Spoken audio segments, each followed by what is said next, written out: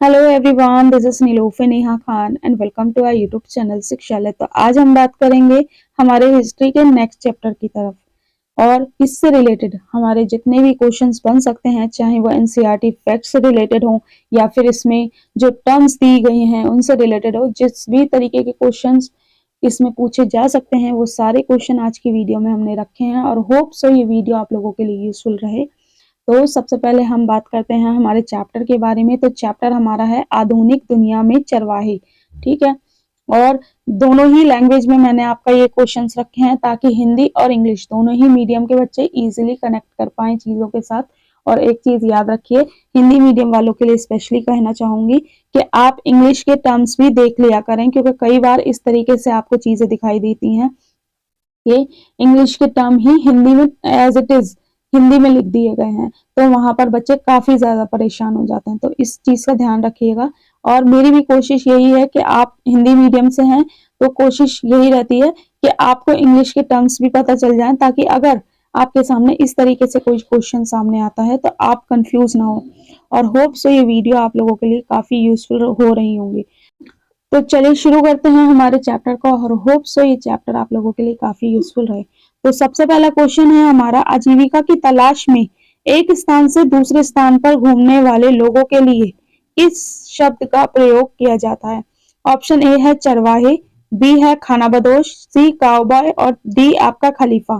तो अगर आप ऑप्शंस को एलिमिनेट करने की कोशिश करोगे तो दो ऑप्शन खलीफा और काउबॉय ये दोनों ही पहले ही एलिमिनेट हो जाएंगे। अब बात करें हमारे बी और सॉरी ए और बी ऑप्शन की, तो यहाँ पर बात हो रही है आजीविका की तलाश में। तो ठीक है, तो यहाँ पर चरवाहे नहीं, यहाँ पर आंसर जो होगा आपका खाना बदोश होगा। ठीक है, इस तरीके से क्वेश्चंस को एलिमिनेट करते हुए चीजों के साथ चलोगे तो इंशाल्लाह आप लोगों को चीजें समझ भी आएंगी और एग्जाम हॉल में आप किसी भी चीज से रिलेटेड कंफ्यूज नहीं होगे कि ये इसका ये आंसर कैसे है। ठीक है, क्योंकि एग्जाम हॉल में सबसे ज्यादा डिफिकल्टी होती है बच्चों को। ठीक है, नेक्स्ट क्वेश्चन है हमारा, हम उन लोगों को क्या कहते हैं जो मवेशी पालकर अपना जीवन यापन करते हैं? अब यहाँ पर आपको खानाबदोश और चरवाहे दोनों में डिफरेंस पता चलेंगे। ठीक है, तो हम उन लोगों को क्या कहते हैं जो मवेशियों को पालकर अपना जीवन यापन करते हैं? ऑप्शन 1 काउबॉय, ऑप्शन 2 चरवाहे, ऑप्शन सी खानाबदोश, ऑप्शन डी खलीफा। तो आपको पता ही होगा कि जो मवेशी पालकर अपना जीवन यापन करते हैं उन्हें हम क्या कहते हैं? चरवाहे। ठीक है, और ये सारे जो क्वेश्चंस हैं एनसीईआरटी के अंदर के हैं। ठीक है, और जिसने अभी तक एनसीईआरटी नहीं पढ़ना शुरू किया है तो आप लोगों से रिक्वेस्ट है, एनसीईआरटी के अलावा आप लोग किसी भी बुक पे कोई स्टैंडर्ड बुक भी अगर पढ़ने की कोशिश करोगे ना, लेकिन आपको एनसीईआरटी से ही डायरेक्टली क्वेश्चन देखने को मिलेंगे, तो आप लोग फोकस उसी पे ही करो। मैं हमेशा कहती हूँ एनसीईआरटी से ज्यादा अच्छी बुक आप लोगों के लिए कोई नहीं है। ठीक है, तो थोड़ा फोकस एनसीईआरटी पे करिए, इंशाल्लाह आप लोगों के लिए चीजें बेहतर होंगी। नेक्स्ट क्वेश्चन है हमारा, गढ़वाल और कमाऊं में पहाड़ियों के नीचे निचले हिस्से के आसपास पाए जाने वाले शुष्क वन क्षेत्र को क्या कहा जाता है? तो क्या कहा जाता है? ए ऑप्शन है अडर, बियार, भमर, मानसून की फसल और शीतकालीन फसल। तो इसे ऑप्शन नंबर बी आपका सही हो जाएगा, भमर। ठीक है,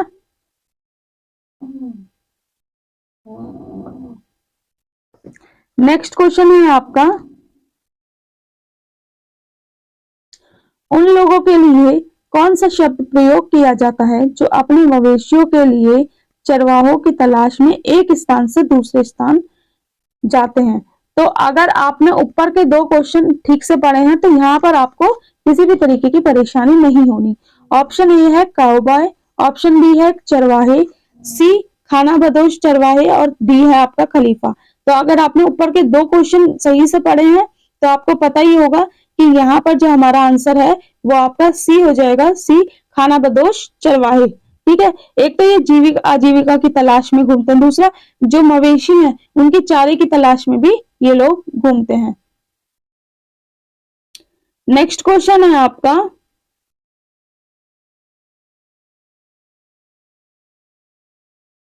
वह समूह जिसमें खानाबदोश चरवाहे रहते हैं उन्हें क्या कहा जाता है? तो क्या कहा जाता है उन्हें? कुल कहा जाता है, ठीक है, या फिर जनजाति कहा जाता है जिनमें वो रहते हैं, या खलीफा या करवा। तो यहाँ पर आपका आंसर जो आ जाएगा वो खलीफा।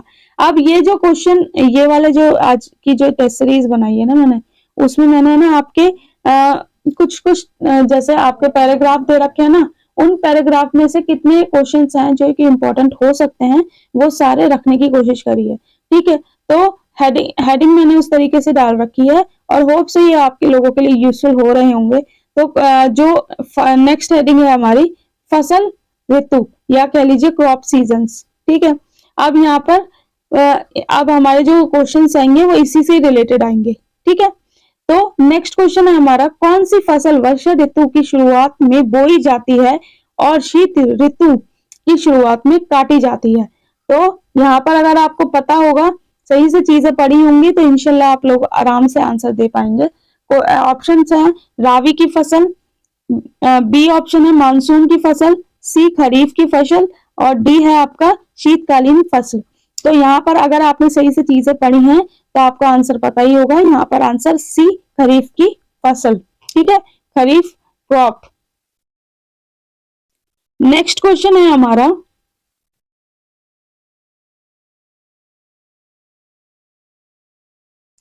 सर्दियों की शुरुआत में बोई गई और गर्मियों की शुरुआत में काटी जाने वाली फसल का क्या नाम है। ऑप्शन ए है रावी की फसल, बी है मानसून की फसल, खरीफ की फसल, या शीतकालीन फसल। तो इसे हम ऑप्शन ए हमारा यहाँ पर सही हो जाएगा, यानी कि रावी की फसल। होप से आप लोगों को ये क्वेश्चंस अच्छे लग रहे होंगे, अच्छे लग रहे होंगे। तो प्लीज आप लोगों से रिक्वेस्ट है कि लाइक एंड शेयर जरूर करें वीडियोस को, ठीक है। नेक्स्ट टॉपिक जो है, भारत में खानाबदोश चरवाहे। अब देखिए, भारत में खानाबदोश चरवाहे से रिलेटेड जितने भी क्वेश्चन बन सकते हैं वो सारे क्वेश्चंस मैंने इसमें रखने की कोशिश करी है, ठीक है। तो फर्स्ट क्वेश्चन है हमारा, निम्नलिखित में से कौन सा भारत में पाए जाने वाला प्रमुख खानाबदोश चरवाहा समूह नहीं है। देखिए, एक चीज हमेशा याद रखिए कि क्वेश्चन को समझने के लिए आपको क्वेश्चन को ढंग से पढ़ना बहुत जरूरी है। यहाँ बात हो रही है खानाबदोश चरवाहे समूह नहीं है, ठीक है। तो आप जब भी कोई चैप्टर या कॉन्सेप्ट ऐसा पढ़ते हैं जहां पर 2-3 नाम आ जाते हैं, ठीक है, तो कई बार क्या होता है कि बच्चा नहीं, ये नहीं शब्द को नहीं पढ़ता, और क्या करता है कि यहाँ पर इसकी जगह देखेगा तो वो सोचने लग जाएगा कि यहाँ तो सारी चीजें उसकी सारी चीजें उसकी उस तरीके से हैं, ठीक है। तो अगर बच्चे ने ढंग से नहीं पढ़ा तो उसे लगेगा गुज्जर भी पढ़ा है उसने, ठीक है। तो वो किसी एक पे क्वेश्चन पे टिक करने की कोशिश करेगा, लेकिन अगर वो सही से क्वेश्चन पढ़ लेगा कि समूह में नहीं है, तो अगर बात करें Gujjar, option A Banjara, option B, C option Maasai, और डी ऑप्शन अपुनपा, ठीक है। अगर मुझे शायद मोनपा मोनपा है, मोकला है, मुझे एग्जैक्ट एक बार आपने इसकी स्पेलिंग देख लेना, ठीक है। तो अगर हम बात करें, मसाई जो है वो भारत का नहीं है, तो आपका ऑप्शन नंबर सी ठीक हो जाएगा।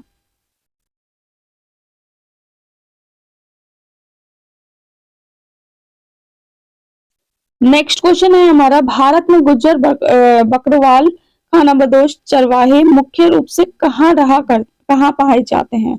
तो ऑप्शन है राजस्थान, बी ऑप्शन जम्मू कश्मीर, सी मध्य प्रदेश, डी हिमाचल। तो आपने अगर चैप्टर सही से पढ़ा है तो आपको आंसर पता होगा, यहाँ पर आंसर जो है जम्मू कश्मीर, बी ऑप्शन सही हो जाएगा।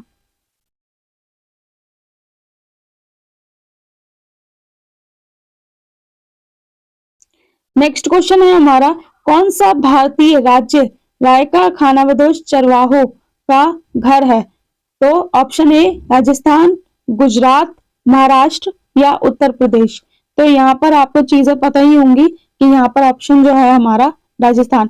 एक चीज याद रखना, जब आप एनसीईआरटी पढ़ते हो ना, तो भारतीय चरवाहे कितने कितनी कितनी जातियों के और कौन कौन से, एक तो वो लिस्ट तैयार कर लेना, ठीक है। इस तरीके की लिस्ट थोड़ी थोड़ी करके तैयार करोगे, क्योंकि इनसे क्वेश्चन आते हैं। 99% अगर आपका इस चैप्टर से क्वेश्चन उठाएगा एग्जामिनर, तो उसका ध्यान इन क्वेश्चंस पे जाएगा ही जाएगा कि विश्व में कैसे कौन कौन से चरवाहे हैं और भारत में कौन कौन से चरवाहे हैं। कई बार कंपैरिजन मिलान दे देता है कि जगह दे दी, ठीक है, कौन से चरवाहे कहाँ रहते हैं, इस तरीके के मिलान दे दिए। तो इस तरीके के क्वेश्चंस को ध्यान में रखा करो, ठीक है। और जो एडिशनल इंफॉर्मेशन होती है ना उसे तो अच्छे से याद रखा करो। इसके बाद अगर हम बात करें नेक्स्ट क्वेश्चन, नेक्स्ट टाइटल की, तो वर्ल्ड वाइड खानाबदोश, दुनिया भर में जो खानाबदोश चरवाहे हैं उनके बारे में बात करेंगे, ठीक है। और होप से ये क्वेश्चंस आपको समझ आ रहे होंगे। नेक्स्ट क्वेश्चन है आपका, कौन सा खानाबदोश चरवाहा समूह मुख्य रूप से केन्या और तंजानिया में पाए जाते हैं। तो यहाँ पर एक चीज याद रखिए, यहाँ पर जगह के नाम से ही डायरेक्टली क्वेश्चन पूछा जा रहा है। तो ऑप्शन है आपका गुज्जर और बेडिन और बंजारा और गद्दी। तो अगर आप ठीक से देखोगे तो पहले ही आपका एक ऑप्शन तो एलिमिनेट हो जाएगा, ए ऑप्शन, क्योंकि ये इंडिया में पाया जाता है, अभी हमने पढ़ा है। फिर इसके बाद सी ऑप्शन भी हमारा एलिमिनेट हो जाएगा। अब आपके पास दो ऑप्शन रह गए, बेंडोइन और गद्दी। अगर आप ठीक से थोड़ा सा देखोगे तो आपको पता चलेगा हमारा ऑप्शन नंबर जो बी है वो हमारा आंसर की ओर जा रहा है। तो ऑप्शन नंबर बी आपका सही हो जाएगा, ठीक है।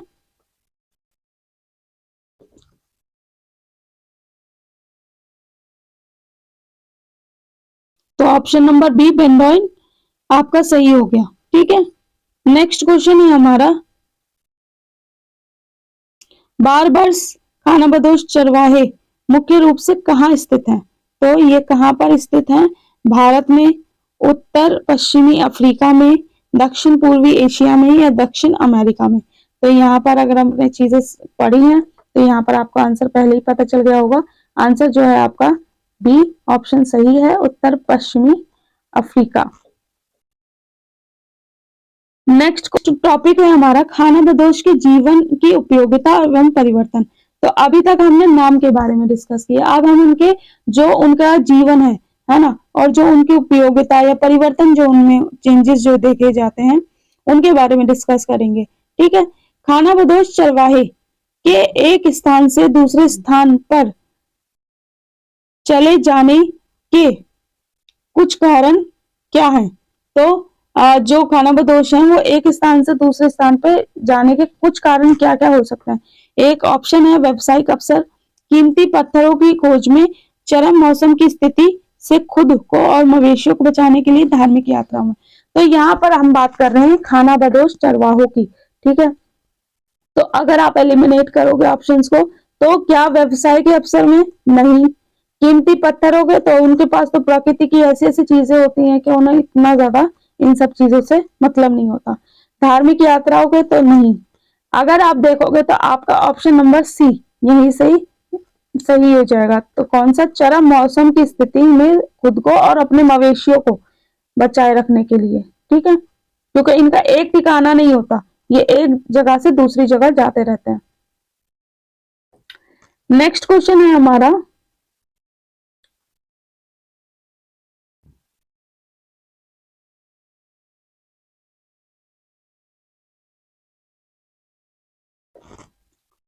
क्वेश्चन नंबर नेक्स्ट है हमारा, खानाबदोश चरवाहे के विभिन्न क्षेत्रों के दौरे की एक उपयोगिता क्या है। ऑप्शन है प्राकृतिक वनस्पतियों को कम करना, बी ऑप्शन स्थानीय परिस्थितिक तंत्र को बाधित करना, सी प्राकृतिक वनस्पतियों को पुनर्जीवित करने की अनुमति देना, और डी है प्रदूषित करना। तो यहाँ पर जो आपका आंसर होगा वो होगा सी, प्राकृतिक वनस्पतियों को पुनर्जीवित करना और करने की अनुमति देना, ठीक है। तो यहाँ पर आपका आंसर सी सही हो जाएगा। यहाँ पर वो गलती से बाय मिस्टेक टी लिख दिया है, लेकिन वो आपका आंसर सी ही है। इसके बाद अगर हम बात करें नेक्स्ट क्वेश्चन की, तो खानाबदोश चरवाहे अपनी यात्रा के दौरान क्या विनियम करते हैं। तो क्या क्या रखते हैं वो अपने पास, तो मुद्रा, मवेशी और अन्य जानवरों से प्राप्त उत्पाद, प्रौद्योगिकी या वस्त्र। तो यहाँ पर जो वो लोग रखते हैं वो अपने बी ऑप्शन मवेशी और अन्य जानवरों से प्राप्त उत्पाद। नेक्स्ट क्वेश्चन या कह लीजिए नेक्स्ट टॉपिक जो है हमारा वो है खानाबदोश जीवन पर औपनिवेशिक प्रभाव। अब यहाँ पर से आपके अगर एग्जामिनर इस चैप्टर से पूछ रहा है क्वेश्चन। एक तो जैसे मैंने आपको बताया कि चरवाहों के नाम से, ठीक है, और एक इससे भी रिलेटेड क्योंकि पॉलिसीज, किस तरीके की पॉलिसीज बनाई गई और औपनिवेशिक शासन जो था उस तरीके उसका जो लोगों की जिंदगियों पर किस तरीके से असर पड़ा, ठीक है, तो इम्पैक्ट किस तरीके से पड़ा। तो नेक्स्ट क्वेश्चन है हमारा, औपनिवेशिक शासकों ने भूमि के संबंध में खानाबदोश चरवाहों के जीवन को किस प्रकार प्रभावित किया था। ऑप्शन ए है उन्होंने चरवाहों के लिए अधिक भूमि उपलब्ध कराई। बी ऑप्शन, उन्होंने भूमि कर लगाने के लिए चरवाहों को कृषि भूमि में बदल दिया। सी ऑप्शन है उन्होंने खानाबदोश को अपने लिए जीवन पर दावा करने की अनुमति दी। और डी ऑप्शन है उनका भूमि उपयोग पर प्रभाव नहीं पड़ा। तो आप अगर ढंग से देखोगे तो ऑप्शन नंबर बी आपका सही हो रहा है। उन्होंने एक तो भूमि पर कर लगाया, ठीक है, और चरवाहों को जो भूमि दी थी उसे कृषि भूमि में तब बदल दिया, ठीक है। नेक्स्ट क्वेश्चन है हमारा, 1871 के आपराधिक जनजाति अधिनियम का देहाती समुदायों पर क्या प्रभाव पड़ा था। तो इसका प्रभाव क्या पड़ा था। ऑप्शन ए है इसने उन्हें कानूनी सुरक्षा प्रदान की थी। दूसरा, इसने कई देहाती समूहों को आपराधिक समुदाय घोषित कर दिया गया था। तीसरा ऑप्शन है इसका देहाती समुदायों पर कोई प्रभाव नहीं पड़ा था। और चौथा ऑप्शन है इससे विशेष अधिकार प्राप्त हुए थे। तो ऑप्शन नंबर अगर आप सही से देखोगे तो ऑप्शन नंबर बी जो था उससे क्या हुआ था, इससे कई देहाती समूहों को आपराधिक समुदाय घोषित कर दिया था। और इन्होंने अपनी पॉलिसीज ही ऐसी बनाई थी कि जो लोग वहां के मूल निवासी थे ना उन लोगों के लिए वो चीजें बहुत ही डिफिकल्ट हो चुकी थी, ठीक है। नेक्स्ट क्वेश्चन है हमारा, औपनिवेशिक शासकों ने खानाबदोश चरवाहों से अपनी आय कैसे बढ़ाई। आप देखिए यहाँ पर ना सिर्फ वो शोषण कर रहे हैं हमारे ही देश में, या कह लीजिए वहीं जिसमें वो शासन कर रहे हैं उन्हीं लोगों का शोषण के साथ साथ उन्हीं से ही कमा भी रहे, और कमा कैसे रहे, नई नई पॉलिसीज बनाकर, ठीक है। तो ऑप्शंस हैं आपके पास, सब्सिडी प्रदान करके। तो भाई जब बात कर रहे हैं आय कैसे बढ़ाई उन्होंने, तो कोई भी ऑप्शन ए तो पहले ही गलत हो जाएगा। पशुपालन व्यवसाय को बढ़ावा देकर, तो इसे हम थोड़ा रख सकते हैं। दूसरा है भूमि, नहर, नमक व्यापार और जानवरों पर कर लगाकर। और डी ऑप्शन है निःशुल्क भूमि की पेशकश। तो अगर आप सही से ऑप्शन एलिमिनेट करोगे तो ए और डी तो पहले ही कट हो जाएंगे, ठीक है। और पशुपालन को बढ़ावा देकर ये भी नहीं होगा। देखिए यहाँ पर पूछा जा रहा है अपनी आय कैसे बढ़ाई, तो यहाँ पर आप देख सकते हैं कि जो ऑप्शन नंबर आपका सी है, भूमि, नहर और इन पर जो कर लगाए गए।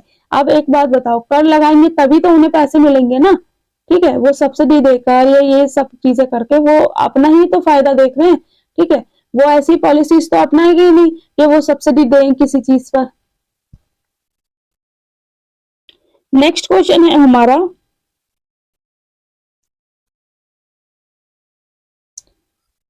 औपनिवेशिक शासन के दौरान मवेशियों की संख्या मवेशियों की संख्या किस तरीके से प्रभावित हुई थी। ये क्वेश्चन इस तरीके से पूछा गया, तो उनमें उल्लेखनीय वृद्धि हुई थी, तो ऐसा अगर आपको लगता है, या फिर वे वहीं रहे, ठीक है, या फिर कम हो गए या फिर विलुप्त हो गए। तो आप अगर उस समय की जो चरवाहे थे उन लोगों की जो जिंदगियां थी वो डिफिकल्ट बना दी थी औपनिवेशिक शासन में, तो जिसकी वजह से जो मवेशियों की जो संख्या थी वो कम हो गई थी। ऑप्शन नंबर सी आपका सही हो जाएगा वहां पर, तो कम होगी। नेक्स्ट टॉपिक जो है अफ्रीका में देहाती जीवन पर प्रभाव। तो एक चीज याद रखिए, जब जो आपका एनसीईआरटी पैराग्राफ होते हैं ना उसमें जो परसेंटेज दी जाती है उनसे क्वेश्चन बहुत ज्यादा पूछे जाते हैं, ठीक है। तो डायरेक्टली आपके परसेंटेज से क्वेश्चन पूछे जाते हैं, तो इसलिए इसमें मैंने परसेंटेज से रिलेटेड जितने आपके क्वेश्चंस थे, है ना, वो इम्पोर्टेंट वो रखने की कोशिश की है, और होप सो सारी चीजें आप लोगों को समझ आ रही होंगी। अफ्रीका में औपनिवेशिक शासकों द्वारा मसाई भूमि पर कितना प्रतिशत छीन लिया गया था। तो जो मसाई भूमि थी उसे कितना प्रतिशत छीन लिया गया था। तो ऑप्शन ए है 10%, बी है 30%, सी है 60%, डी है 90%। तो यहाँ पर ऑलमोस्ट जिन बच्चों ने चैप्टर पढ़ा है उनको क्लियर हो गया होगा, या फिर आपने नोट्स भी पढ़े हैं तो भी आपको क्लियर हो रहा होगा कि यहाँ पर जो आपकी बात हो रही है वो आपका चैप्टर ऑप्शन जो है वो सी आपका सही होगा, 60%। ठीक है, नेक्स्ट क्वेश्चन है हमारा,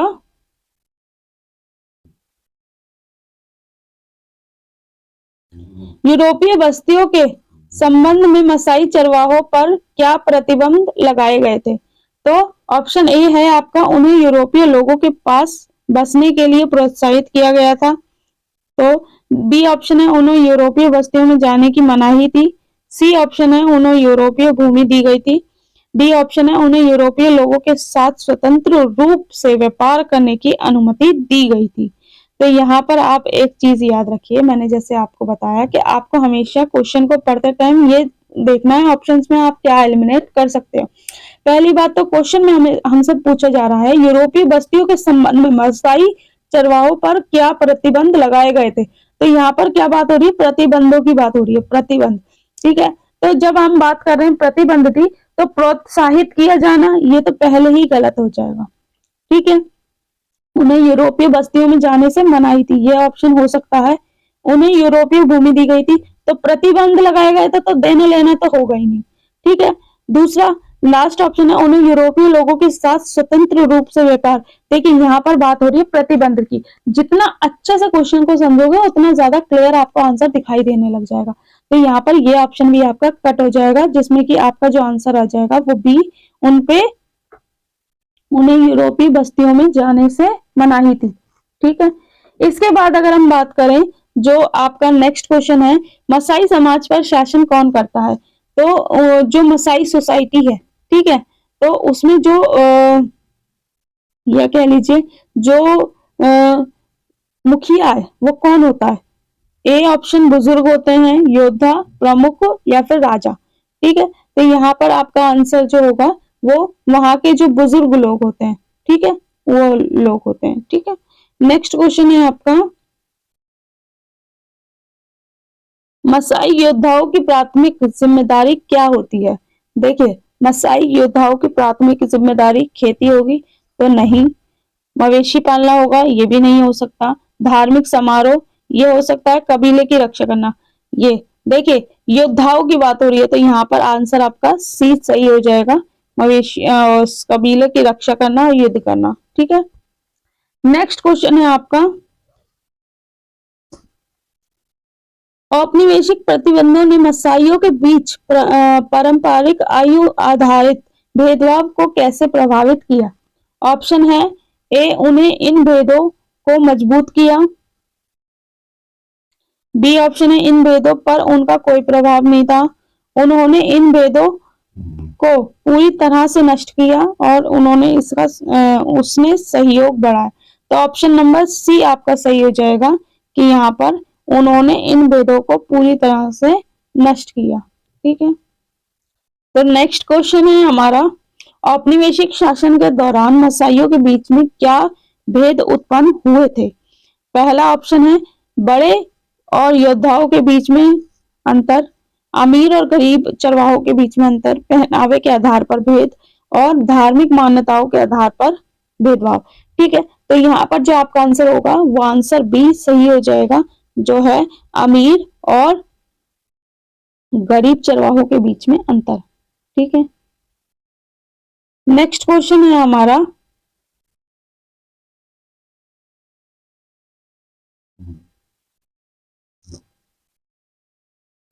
तो यहाँ पर सारे क्वेश्चंस फिनिश हो चुके हैं।